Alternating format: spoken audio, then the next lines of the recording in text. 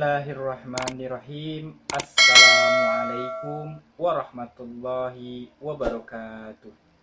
Alhamdulillahirabbil alamin wa bihi nasta'in wa ala umuri dunya waddin wassalatu wassalamu ala asrofil anbiya'i wal mursalin sayyidina Muhammad wa ala alihi wa sahbihi ajmain, amma ba'du.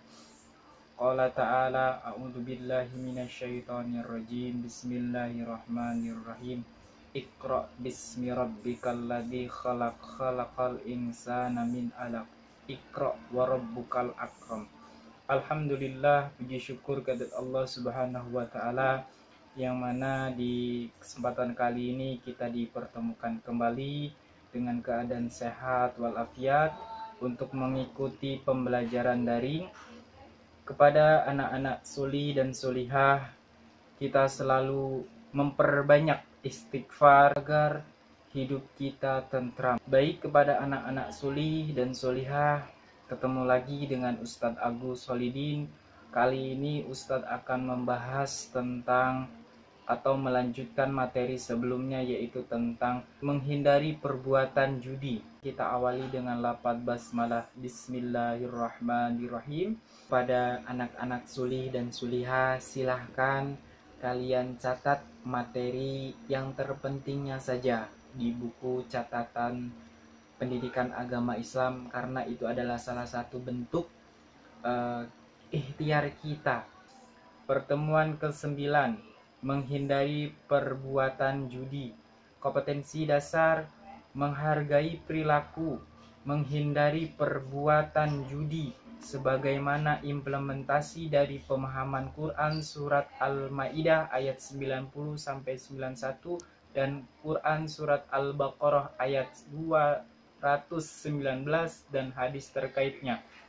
Tujuan pembelajaran: siswa setelah mempelajari bab ini dapat menjelaskan makna Quran surat Al-Maidah ayat 90-91 dan Quran surat Al-Baqarah ayat 219 dan hadis terkait tentang makanan minuman yang halal dan yang dilarang, yaitu berjudi. Dalil tentang larangan berjudi silakan kalian buka di dalam Quran surat Al-Baqarah ayat 219. Ustadz bacakan artinya. Mereka bertanya kepadamu tentang khamar dan berjudi. Katakanlah, pada keduanya terdapat dosa yang besar dan beberapa manfaat bagi manusia, tetapi dosa keduanya lebih besar dari manfaatnya. Dan mereka bertanya kepadamu, apa yang mereka nafkahkan? Katakan, yang lebih dari keperluan. Demikianlah Allah menerangkan ayat-ayat kepadamu supaya kamu berfikir. Quran surat Al-Baqarah ayat 119. Surat Al-Baqarah ayat 219 ini intinya adalah melarang tentang khamar dan judi. Bahwasannya di dalam ayat ini disebutkan bahwa khamar dan judi pada keduanya terdapat dosa besar. Adapun di dalam ayat ini disebutkan pula bahwa pada kedua ini ada beberapa manfaat manusia, namun dosa keduanya lebih besar daripada manfaat atas karenanya. Sebab turunnya ayat ini. Dalam sebuah hadis yang diriwayatkan oleh Imam Ahmad dari Abu Hurairah diterangkan sebab turun ayat ini disebabkan sebagai berikut. Ketika Rasulullah telah berada di Madinah, didapati para sahabat ada yang meminum khamar dan berjudi. Sebab itulah sudah menjadi kebiasaan mereka sejak nenek moyang mereka. Lalu para sahabat bertanya kepada Rasulullah SAW mengenai hukumnya. Maka turunlah ayat ini, yaitu Al-Baqarah ayat 219. Mereka memahami dari ayat-ayat ini bahwa minuman khamar dan berjudi itu tidak diharamkan oleh agama Islam, melainkan hanya dikatakan bahwa bahayanya lebih besar. Lalu mereka masih terus meminum khamar. Nah, hal minum khamar, begitu juga main judi. Allah melarang main judi sebab bahayanya lebih besar daripada manfaatnya. Yang dimaksud main judi di sini ialah semua semua permainan yang mengadakan pertaruhan, yang kalah harus membayar kepada yang menang. Taruhan itu berupa apa saja, bentuk uang, barang-barang, dan yang lainnya. Bahaya main judi tidak kurang dari bahaya minum khamar. Main judi cepat sekali menimbulkan permusuhan dan kemarahan, dan tidak jarang pula menimbulkan pembunuhan. Bahaya itu sudah terbukti sejak dulu sampai sekarang. Bila mana di suatu tempat telah terjangkit perjudian, maka di tempat itu selalu terjadi perselisihan, permusuhan, dan pembunuhan. Pekerjaan nekat kerap kali terjadi pada permainan-permainan judi, seperti membunuh diri, merampok, dan lain-lain, dan lebih bila ia mengalami kekalahan. Pengertian judi: judi adalah perbuatan berbahaya karena akibat berjudi seseorang yang baik dapat menjadi jahat. Seseorang yang taat dapat menjadi jahil, malas mengerjakan ibadah, terjauh intinya dari mengingat Allah Subhanahu wa taala. Dia menjadi orang pemalas, pemarah, matanya merah, badannya lemas dan lesu. Dengan sendirinya akhlaknya rusak, tidak mau bekerja untuk mencari rezeki dan jalan yang baik. Selalu mengharapkan kalau mendapatkan kemenangan. Dalam sejarah perjudian, tidak ada orang yang kaya karena berjudi, malah sebaliknya yang terjadi.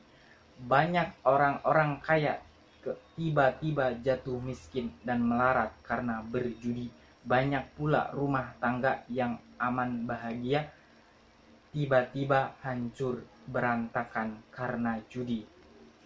Anak-anak yang solih, ini adalah bekal untuk kita bahwa akhlakul karimah itu harus dididik dari sejak dini. Selanjutnya, al-maisir artinya murah, yakni mengambil harta orang lain dengan mudah tanpa susah payah, atau orang yang sering disebut dengan berjudi. Sedangkan menurut Imam Syafi'i, setiap permainan yang tidak lepas dari merampas harta orang lain atau merugikan orang lain dinamakan berjudi, sehingga dari keterangan di atas dapat disimpulkan bahwa berjudi adalah suatu aktivitas yang direncanakan ataupun tidak dengan dilakukan spekulasi maupun rekayasa, atau mendapatkan kesenangan dan menggunakan jaminan atau taruhan sehingga yang memenangkan akan diuntungkan dan yang dikalahkan akan merasa kerugian. Selanjutnya, dampak negatif perjudian bagi kehidupan pribadi dan sosial. Yang pertama, berjudi termasuk perbuatan setan yang dapat merugikan pribadi dan orang lain. Yang kedua, dapat merugikan ekonomi karena tidak kepastian usaha yang Yang kedua, dapat merugikan ekonomi karena tidak kepastian usaha yang mereka lakukan dan dapat menimbulkan permusuhan dan kedengkian. Yang ketiga, dapat menyebabkan kelalaian dalam melaksanakan kewajiban kita terhadap Tuhan Yang Maha Esa. Yang keempat, tertutupnya kepekaan rasa manusiawi dan hilangnya rasa malu dan kasih sayang sesama manusia.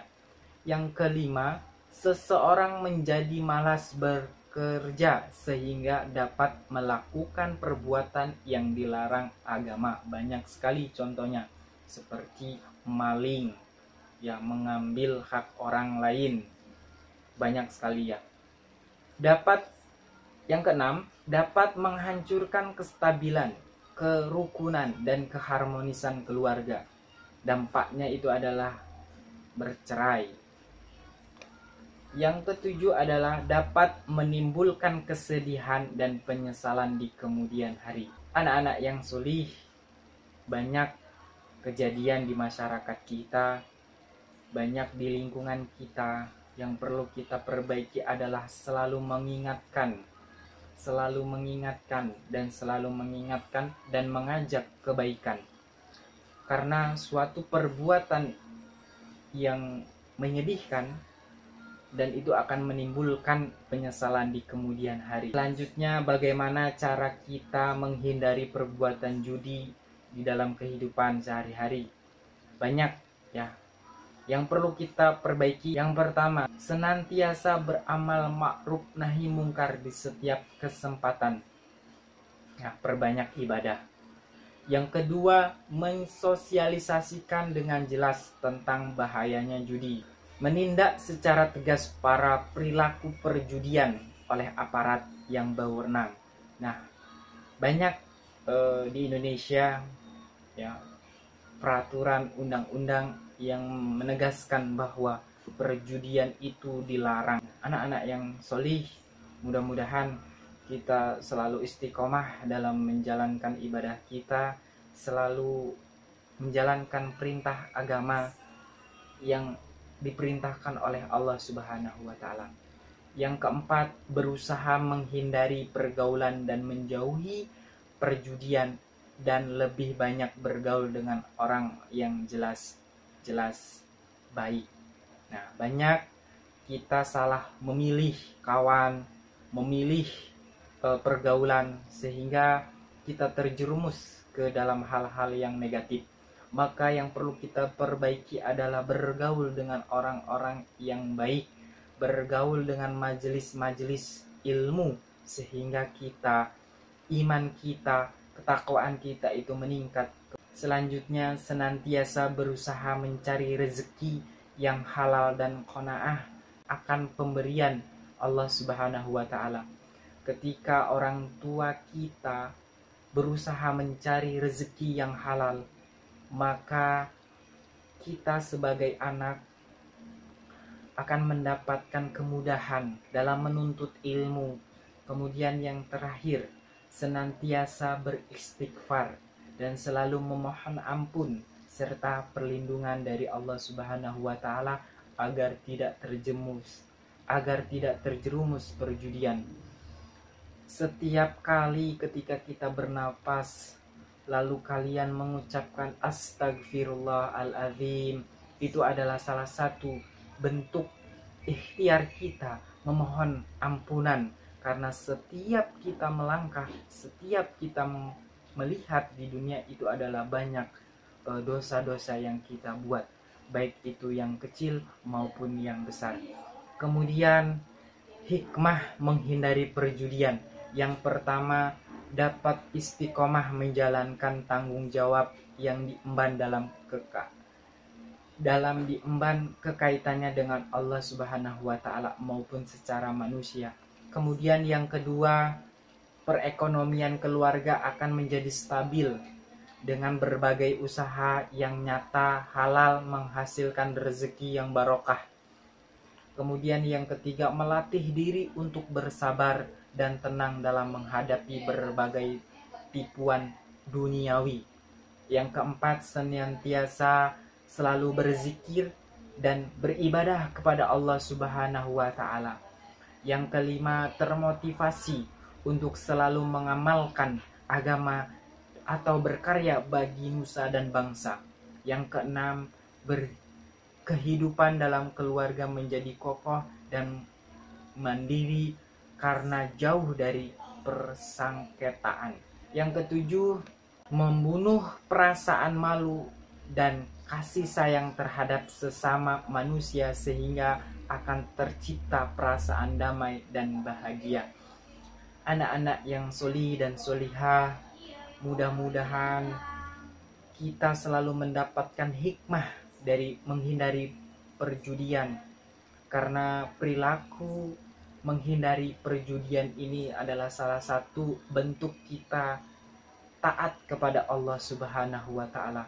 Kalaupun kita sudah terbiasa melakukan perjudian, mulai detik ini, mulai sekarang kita harus bertaubat kepada Allah Subhanahu wa Ta'ala, meminta ampunan kepada Allah Subhanahu wa Ta'ala. Mungkin itu yang bisa Ustadz sampaikan. Mudah-mudahan bermanfaat untuk kita semua. Ustadz akhiri, wassalamualaikum warahmatullahi wabarakatuh.